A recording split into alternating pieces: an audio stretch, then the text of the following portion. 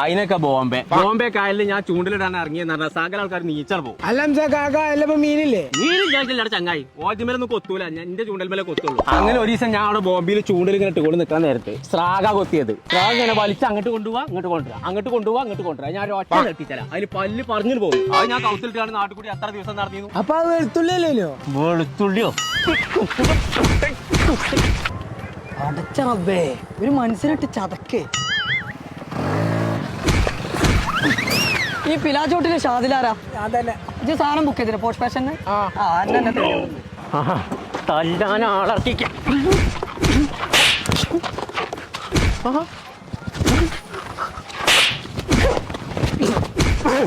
ഹംസനെച്ചാ കളി ആരത്?